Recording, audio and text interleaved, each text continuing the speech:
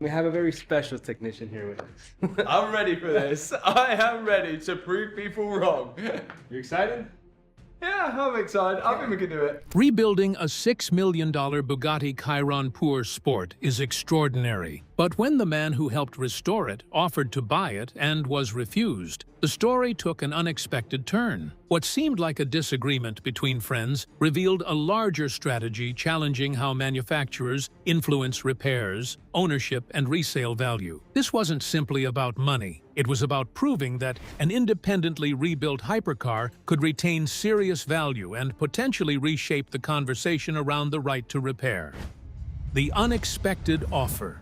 The moment Matt Armstrong completed the rebuild of the Bugatti Chiron Pur Sport was not just about finishing a car, it was about crossing a line that few believed possible. After 2 years of painstaking work, Matt found himself sitting next to the fully restored machine, feeling a realization that caught him off guard. He didn't want to give the car back. What followed was a surprising move that stunned everyone. Matt made Alex Gonzalez, the original owner, an offer to buy the car, a gesture few expected from a craftsman who had just poured years into the project. This offer was not a small price, or a token sum. Matt's proposal was substantial, exceeding the car's market value and factoring in every penny spent, not just on the initial wreck and rebuild, but on the emotional and professional costs endured along the way. What made it even more remarkable was Matt's motive. He did not want to flip or sell the Chiron to a collector or dealer.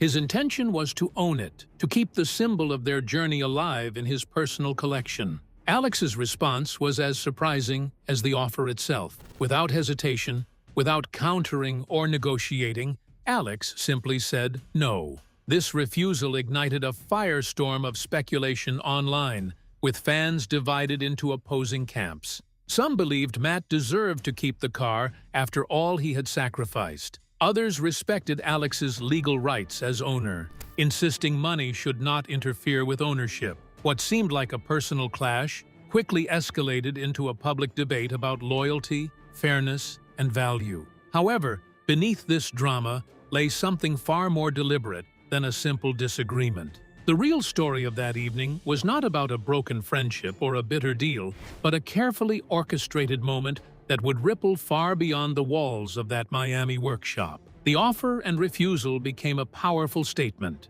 a calculated move designed to prove a point that would challenge long-held assumptions about hypercar ownership and repair. Most viewers only saw the surface tension, two friends at a crossroads, each standing firm on their ground. But what happened in the quiet moments after Alex left was the seed of a much larger legal and cultural shift. The drama got attention, yet the truth behind it stayed locked up behind months of planning and somewhat strategic preparation. Soon, the offer and refusal would be seen not as conflict, but as undeniable evidence. In plain sight. This story, complicated and layer-tiered, revolves around more than just a hypercar or a friendship, honestly. It taps into the core of an industry that has long resisted independent repair and the right of owners to decide what actually happens to their vehicles. The Chiron was no longer simply a car. It turned into a battleground. And that unexpected offer? It wasn't just another gesture. It was the opening salvo in a fight for more than money. More like principle and precedent, the bigger kind. While rumors swirled online and opinions clashed in comment sections, the real game played out quietly, behind closed doors. The next chapters would show why that simple no had so much weight, and how it became the linchpin in a wider legal and ethical battle. What looked like a personal dispute was actually a carefully engineered move with global implications. The offer and the refusal set the stage for something extraordinary, and that outcome would put pressure on the value rights and control tied to elite hypercars, independent repair, and manufacturer authority. But to understand the full weight of this moment, we first need to look at the journey that led here. 2 years of obstacles. When Alex first handed the wrecked Bugatti Chiron Pur Sport over to Matt Armstrong, the landscape was hostile to independent repair. Bugatti and other manufacturers had long operated under a system that gave them near total control over parts, service, and diagnostic tools. At that time, laws like the EEU Right to Repair Directive, which aimed to protect independent mechanics, had not yet been passed, leaving owners and rebuilders vulnerable to manufacturer roadblocks. Bugatti took full advantage of this imbalance. They declared the Chiron unfixable, refused to supply necessary carbon fiber body panels, and even applied pressure through intermediaries to have the car removed from the workshop. The factory offered support only if Alex agreed to pull the car out of Matt's care and send it back to their headquarters in Molsheim, France. This was more than a simple refusal.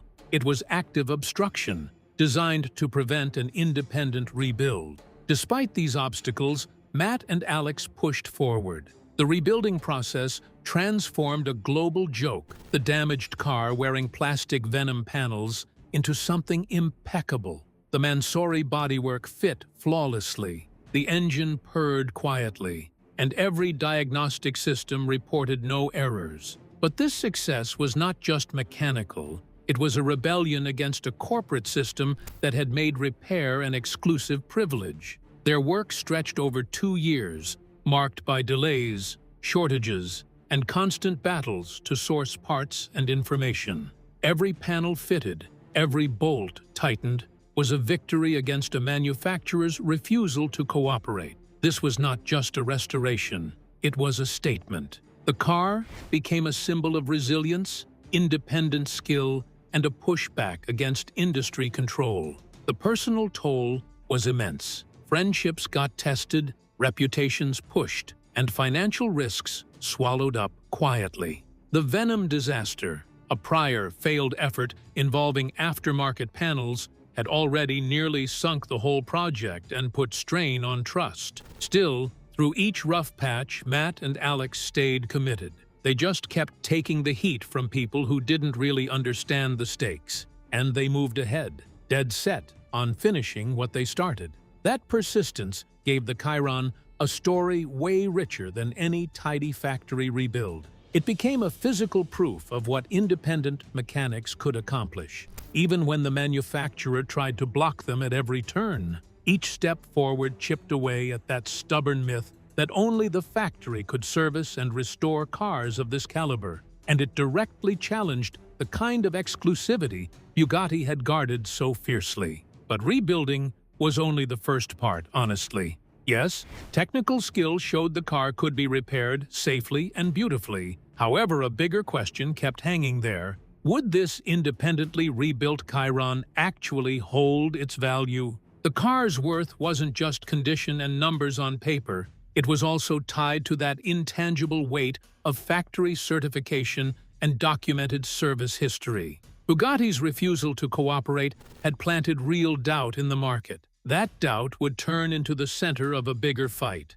Though first the task was to do more than simply rebuild the car. They also had to shape a case solid enough to take scrutiny from lawyers, manufacturers, and skeptics. The obstacles endured over these 2 years were not just physical. They were legal and economic, shaping the path forward for Matt and Alex in ways that few could have predicted. Building the legal case. From the moment the wrecked Chiron arrived at Matt's workshop, a quiet but relentless campaign began. One aimed at exposing the barriers put up by the manufacturer against independent repair. Matt didn't just rebuild the car. He meticulously documented every single instance of obstruction and refusal, every denied parts order, every locked diagnostic code, and every unanswered email became part of a growing archive of evidence. This documentation was thorough and undeniable, supported by timestamps, receipts, video recordings, and correspondence. Matt knew that an emotional story alone wouldn't be enough to challenge Bugatti's dominance. He needed proof, not just that the car could be repaired, but that the very system keeping independent mechanics out was unjust and legally questionable. As time went on, this record grew into one of the most powerful pieces of independent evidence in the ongoing global debate over the right to repair. It showed how manufacturers had wielded control not only over parts and labor, but over the very ability of owners to restore their own vehicles. Bugatti's tactics, locking VYN numbers, ignoring requests, pressuring owners, were laid bare through Matt's careful collection of facts. But a gap remained. While the technical success of the rebuild was clear and publicly visible, the economic argument Bugatti's lawyers would raise still loomed large. They could acknowledge that the car ran and was safe, but they could argue that an independently rebuilt Chiron had lost value, lacking the factory's official stamp and documented service history, which typically drives the secondary market. Matt understood this challenge deeply. To close that gap convincingly, he needed real-world proof, an actual transaction that showed the independent rebuild held equal or greater value than a factory-restored model. Not just valuations or expert opinions, which could be questioned or dismissed, but a genuine offer and refusal made by the actual parties involved. The solution was elegant in its simplicity. Matt decided to make an actual offer to buy the car himself, at a price exceeding the market value, fully acknowledging the expenses and turmoil endured during the rebuild. Alex's refusal of this genuine offer, captured on camera and witnessed by those present, became the final piece of the legal puzzle. This recorded moment would stand as an unassailable exhibit, proving that the market recognized the worth of the independently restored Chiron. It effectively disproved the claim that factory service history was the sole determinant of value. More than that, it turned what looked like a personal disagreement into a concrete argument for the right of owners and independent mechanics to reclaim control.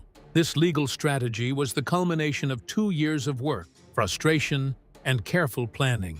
It was the kind of move only possible with patience, foresight, and a deep understanding of the technical, emotional, and economic stakes involved. The impact of this case would extend far beyond a single car or two friends. It would become a defining moment in the fight for repair freedom worldwide. With the stage set by this decisive act, the conversation about value, control, and ownership would never be the same again. The unexpected offer opened the door to a story much bigger than any car could contain. But to grasp its full weight, we must now understand what economic forces stood behind this battle. The value question. In the hypercar world, value depends on more than appearance, performance, or rarity. Service history, factory records, and official documentation can heavily influence what collectors are willing to pay. For years, owners have been warned that repairing a car outside the manufacturer's network could significantly reduce its resale value. That became one of the biggest questions surrounding Matt Armstrong's rebuilt Bugatti Chiron. The car had been repaired, restored, and brought back to life. But without a complete factory-backed repair history, critics could still argue that it was worth less than a comparable Chiron maintained entirely through Bugatti. For Matt, that created a problem. Mechanical success alone wasn't enough. If he wanted the project to make a larger statement about independent repair, he needed to prove that a privately restored hypercar could still carry serious market value. Traditional appraisals wouldn't necessarily settle the argument. Valuation guides and expert opinions could always be questioned. Matt needed something more convincing, a genuine offer involving real money. So he prepared an offer for Alex Gonzalez's Chiron. The amount wasn't meant to be symbolic. Matt was willing to pay a substantial price for the car he had spent years rebuilding. His offer reflected not only the Chiron itself, but also the enormous amount of work, time, and effort that had gone into restoring it. That alone sent an important message. If someone was really willing to shell out serious money on a Chiron that was repaired outside the factory, then the lack of factory repair paperwork clearly didn't make the car automatically worthless. But Alex's response made the whole moment feel even more intense, and honestly, kind of bigger. He declined it. Even with the chance to just walk away and take a sizable financial return, Alex chose to keep the Chiron.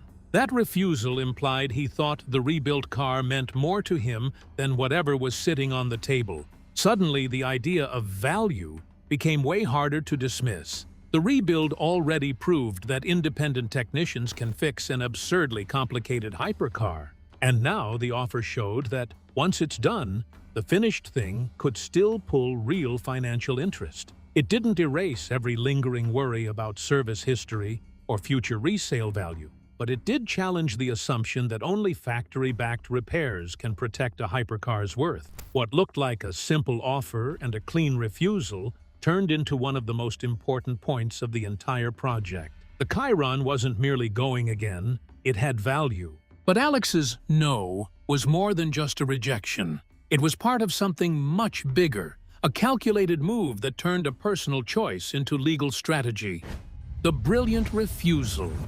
Alex Gonzalez's refusal to sell the rebuilt Bugatti Chiron to Matt Armstrong was far more calculated than it first appeared. After watching the car transform over 2 years, Alex understood that saying no could serve a purpose much bigger than simply keeping the car. There was no argument or dramatic negotiation. Matt made the offer, Alex considered it, calmly declined, and walked away. But the moment had been designed to demonstrate something important. The rebuilt Chiron still carried significant value despite being repaired outside Bugatti's official system. By rejecting a serious offer, Alex helped show that the car's worth wasn't determined solely by factory certification or an approved service history. Its value could also come from the quality of the restoration, the condition of the vehicle, and what buyers were genuinely willing to pay. For Matt, this kind of became an important little piece of his bigger reasoning around independent repair, Rather than leaning only on opinions or sort of theoretical valuations, he had a real-world example now that showed how a privately rebuilt hypercar can still pull in a lot of attention. The refusal also seemed to underline the deeper partnership between Matt and Alex. Even with all the outside chatter, it wasn't really about friction between them. They both got the same message they wanted the Chiron project to carry, without making it noisy or personal. What started as a determined mechanical rebuild turned into something more like a statement about ownership, repair freedom, and manufacturer control. There was meaning in the whole thing, not just the parts. Alex's straightforward move of saying no gave the project an ending that felt oddly powerful. The Chiron was no longer just a sign that independent mechanics could put back together an insanely complicated hypercar. It also slid into a wider discussion about who should guide the future of a vehicle after it leaves the factory. Sometimes the strongest statement isn't taking the money, it's choosing to step away from it. The significance of this refusal marked more than just a legal victory. It set the tone for the legacy Matt and Alex intended to leave behind, a legacy that would challenge the status quo and inspire future generations of independent mechanics and owners. Legacy beyond the workshop. The Bugatti Chiron Pur Sport rebuild became far more than a restoration project. For Matt Armstrong and Alex Gonzalez, it represented a challenge to a system that can make repairing high-performance cars outside official networks extremely difficult. Their work became a powerful example of what skilled independent mechanics can accomplish. As the Chiron came together inside the Miami workshop, every repaired component carried a larger message. The finished car wasn't simply proof of craftsmanship, it demonstrated that independent builders could tackle one of the world's most complicated supercars despite limited manufacturer support. All along the project, Matt and Alex stayed together, like really united, by a shared belief in transparency, independence, and the right of owners to decide what happens to their vehicles. They also put together very detailed documentation, and somehow that turned the whole rebuild into something that could be even more impactful than another viral automotive project. The Chiron might end up in a broader conversation about right-to-repair rules and the ability to reach essential parts, tools, and technical guidance. By laying out the problems they ran into, Matt and Alex basically gave people a real-life reference point for what independent repairers can run into. Still though, finishing the Chiron is not the finish line. Matt intends to keep pushing ambitious builds, including work tied to a Ford GT and even a Bugatti Veyron, and he'll share what he figures out with mechanics and enthusiasts across the globe. For independent builders, the Chiron sends a clear signal. Even cars engineered to feel untouchable can sometimes be brought back from the dead outside the factory system. In the end, this story isn't just about fixing one Bugatti.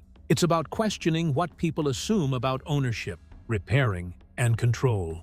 The Chiron might someday leave the workshop, but the message from its rebuild will still be there. Owning a machine ought to mean you get the freedom to keep it running, repair it, and preserve it in the way you choose. The Bugatti Chiron rebuild wasn't just about fixing a car. It was a fight for the future of independent repair. Matt's offer, Alex's refusal, and their partnership proved that owners can reclaim control and preserve value without relying entirely on factory approval. If you enjoyed this story, like the video and subscribe for more deep dives into the battles shaping the automotive world. And before you go, click the next video on your screen to uncover another incredible story where cars, money, and controversy collide.